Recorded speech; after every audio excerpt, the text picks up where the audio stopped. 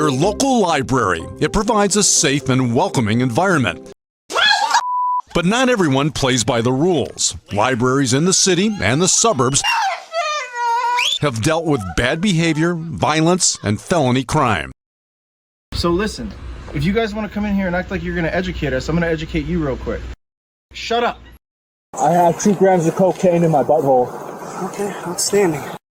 Let the record show that you just battered me. Step back. And you're using... I'm in a public place. I can film whatever I can see. Photography is not a crime.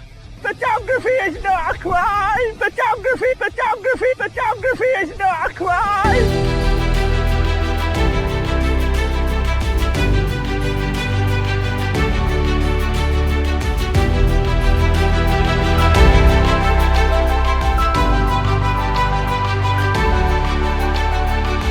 Welcome to the John Ligato Show.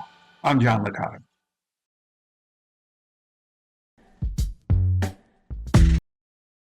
So this is part 2 on frauditing libraries.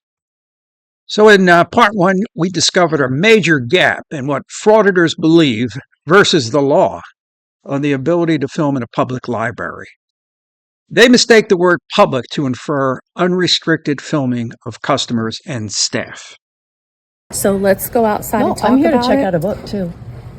We can check out. So you're refusing me to check out a book? We are. We are suspending Why? you for a year because A of your year? activity at you the last serious? event. Yes, we are. We'll give you the had us paperwork. locked You can inside take the it. library. You had my granddaughter could not leave the library. You without an identified adult. different children as your children. We I had had- that on I had video. Well, let's watch some excerpts from part 1. Libraries are very definite, limited, or designated public forums, which simply means that patrons must abide by the limitations or policies of that library. Libraries across the county won't tolerate behavior that violates their code of conduct. He can record anything in the library. If you do not consent to being filmed, you tell them that. If they have a problem with that, we can involve the police, okay? No, don't do that. You have don't have to much to do. Talking to you. He does not consent. Well, she's inciting a riot right now. Why don't you Yeah. make this gentleman? It's what we do. Stop coming close to me, bro. Whoa, whoa, whoa, whoa. Whoa. Whoa. Hey, man. Hey, break it up. Come on, man. Break it up. Please stop. Dude. Hey, please stop. Dude. Please. Hey, break it up. Stop. Wow. Stop. Somebody. First, libraries have often a legal obligation, and they definitely have an ethical obligation to protect users' privacy. Second, privacy isn't all about technology. There are lots of ways that you can design your physical space to enhance users' privacy. Third, don't assume that people don't care about privacy. You don't know what's going on in people's lives, and the library may be the only place that they can safely access critical information. So do you have an expectation of privacy at a public library? Well, you bet you do, because frauditors are not allowed to film patrons simply because library policies forbid cameras. So let us get on to part 2 of one of our all-time obnoxious frauditors, DMA. Hey guys, never met your audits, aka the Mile High Auditor. If you could not get patrons involved in the filming, that'd be great. Well, I mean, as you know, that's kind of the reason why we're here. So I was telling Dustin over there, he tried to tell me about your guys' policy again. So Yeah. We're going to basically keep coming back until you guys remove that stuff out of the policy. I'm going to basically just record anything I can see, patron or not. Meet DMA's main squeeze. CSPD Falcon Division, scene 1, take 1. I was just recording him. Well, you can record him back too. What are your rights? Well, that's against the law. What is against the law? To record someone without to video record a person without their permission. Right here. There's cameras everywhere in here. That's different though. This guy's pretty knowledgeable about cameras and stuff. The auditor script number 13 is, there's cameras everywhere. But this guy said that's different, though. And it is different. Well, one large difference to the old and invalid frauditor argument that security cameras and frauditor cameras are the same is that the library doesn't use their security footage to make money. So DMA and his crew aim their cameras at library patrons, clearly capturing their images and then monetizing it on YouTube. Kevin, what's the best way to handle release forms? You have to be very careful about release forms. You brought up something interesting, crowd shots. I did something the other day on a subway and everybody was just staring at the camera and I'm trying to get my subject. I had to use some of that footage. What rights does the public have in terms of what if someone sees that and says, no, you didn't get a release from me and I see myself on camera there? Well, that's a little different. Crowd shots, there's several sizes of crowd. It's not the Coliseum or it's not a huge rally of some form on the mall in Washington, D.C. That's a crowd shot. On a subway, if you're being able to pick out faces, that's a different dilemma.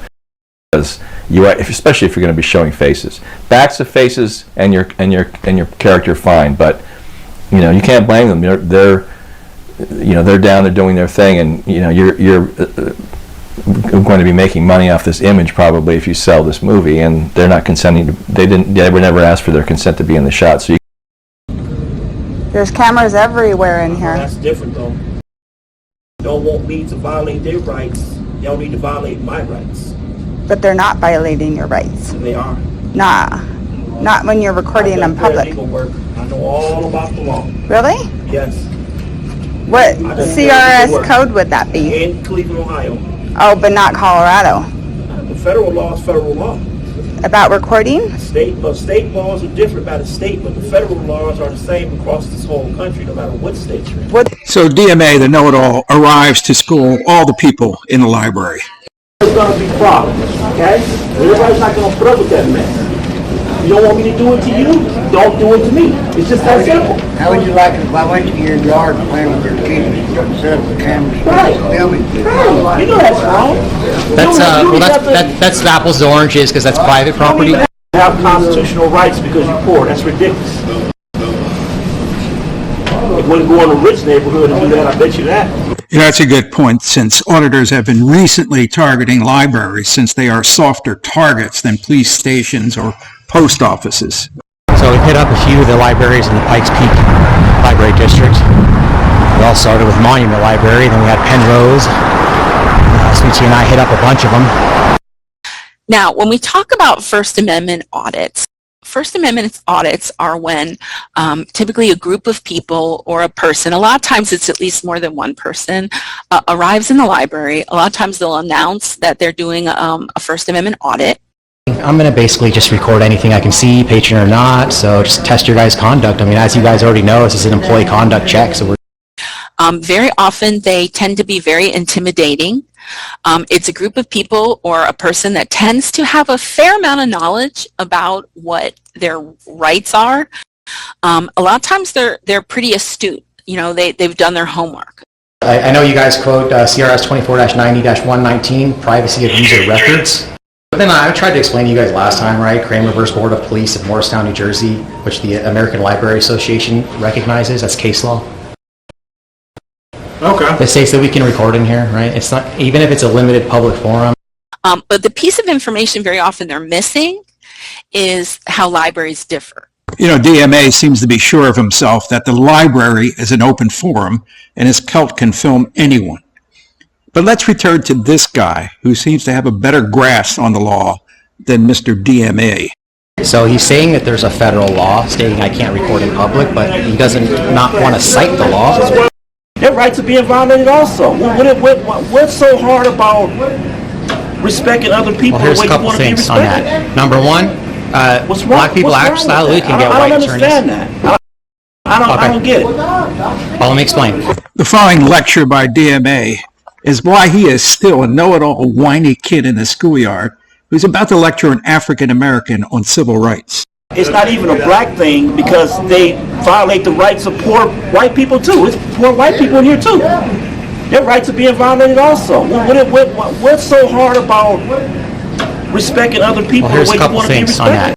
A couple things. Number one, it seems as though you kind of have a victim mentality about black people and being oppressed in this country, which is a bad mindset because really what you're doing is you're manifesting more of that into existence. That's how the laws of the universe works. But that's besides It's the the point. victim's fault. Okay. The main point that I wanted It's to the get victim's to. fault. The main point that I wanted to get to It's is the the fact that victim's fault. you're stating that I'm violating people's rights, right? So the question becomes, is DMA, which stands for a distasteful mutant amoeba, violating anyone's rights?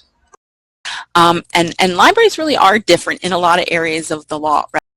Libraries are government buildings, right? They are government facilities, but there are other aspects of libraries that tweak that facility idea a little bit in that it makes them not so open.